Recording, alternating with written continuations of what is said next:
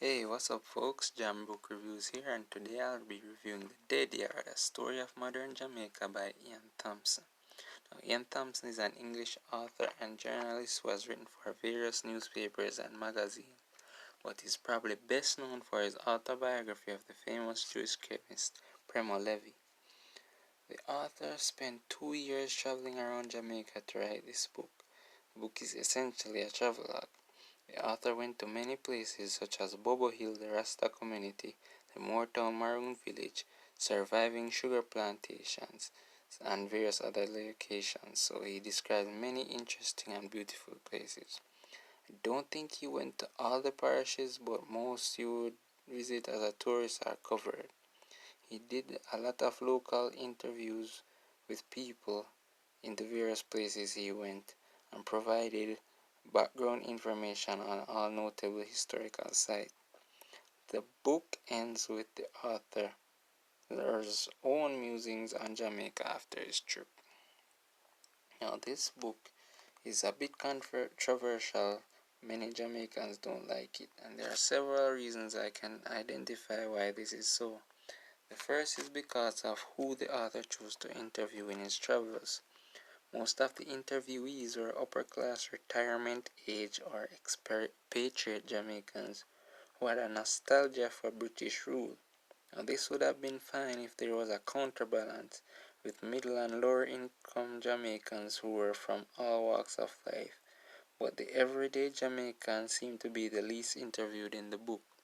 Another thing was the author's use of sensationalized journalism and stating some of his opinions as facts while relying heavily on word of mouth. Let me give an example from a passage, and I quote, Catholic priests are intermittently murdered in Jamaica in reprisal for their meddlesome politics or because they are perceived as homosexual. Now, when was the last time you heard a Catholic priest was murdered in Jamaica? Now, there are no links to newspaper articles there, so I'm relying on what the author said, and he gives 5 murders in a 13-year period. Now, say these happened, I'm not refuting that, but I've never heard of any priests being attacked for the reason the author stated, nor does his examples indicate they were murdered for the reasons he suggested. So it's like a guess, and blanket statements like this turn up more than once in the book. Now, Jamaica is a violent place, so there's no need to exaggerate or misinform. Now, you might be wondering, is there anything good about the book? Definitely. The author goes out of his way to interview minority groups such as Indian, Scottish, and Chinese Jamaicans.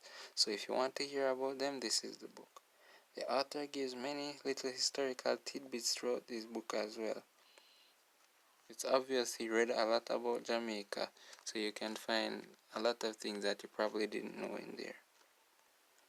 Another thing, despite his sensationalized views and opinions, which you must take with a grain of salt, he writes very well and flows seamlessly between historical details, dialogue, and descriptions of his travels. So it's written well.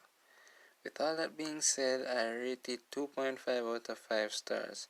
A book I would recommend is Kingston by David Howard, which focuses on the titular city, giving geographical and historical analysis, relying heavily on literary sources. So if you want to learn more about Kingston, that's the book for you. Thanks for listening to my review. Please like and subscribe to the channel. See you next time.